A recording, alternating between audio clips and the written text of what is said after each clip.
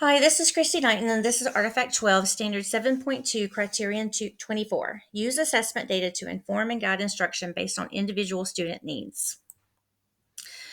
One platform that I use for formative assessments is a platform called Ziplet.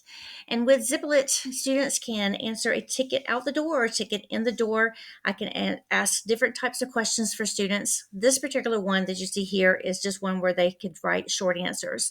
I like that it does a word cloud kind of formation. I can display that on the board and we can talk about it as they come in, or I can display it on the board the next day and talk about their ticket out the door. Another way that it displays their answers is like here, where it would give their name and their full answer. I can like it, I can tag it, and I can also message students individually about their responses and give them some feedback. Another program that I like to use is a program called Plickers.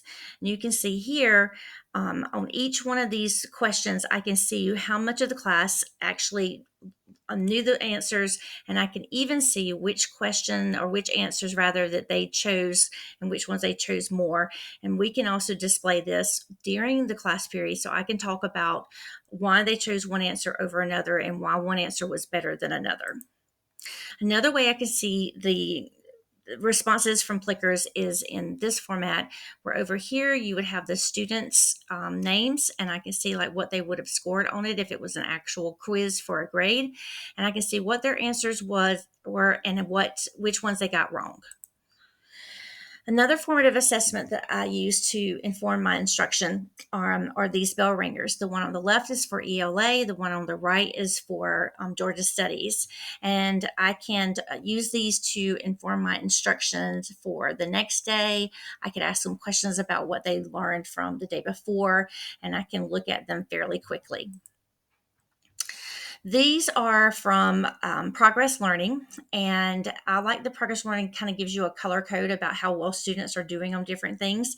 I can also see very quickly the different domains in Georgia Studies that they are doing better on and which ones are not doing so well on. And I can also break down the standards a little bit further and get the dot ranking for those as well. You can also look at this was a benchmark, and I can see which questions they did very well on, and of course the ones that they did not do so well on. And I can gives me a very visual about where students are and what they know and don't know. I can even look at it by students. Over here would be student names, and I can see in each of the domains how well they are doing.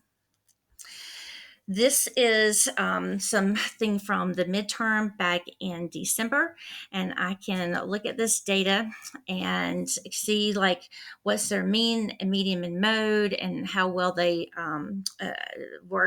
got correct answers by race. Or the ESOL students, how well they did. I can do item analysis, and I can do by standard how well each one of the students did. So after looking at this data, I realized I needed to come up with some better plans on what to do if the students weren't understanding something. I never stressed too much in my English classes because our standards were used throughout the year. However, in Georgia Studies, we don't revisit the standards, so they must get them before that we move on. So I want to learn more about how to use flexible grouping and station activities to better help these students one-on-one. And I wanted to explore how online programs such as ZipGrade and Progress Learning provide data and feedback that teachers can use without having to put in the time and effort to disaggregate the data themselves. And the students also do have access to their Progress Learning scores. Artifact 12, Standard 7.3, Criterion 25 provide opportunities for students to reflect on their own learning data. One way that I provide an opportunity for them to reflect is using Flip, which is formerly Flipgrid. From this question was, what did you learn from doing this group teaching project? And they had to answer these 4 questions in their video. Most of them, even though I gave them 5 minutes to answer, most of them spent between 1 and 2 minutes answering this.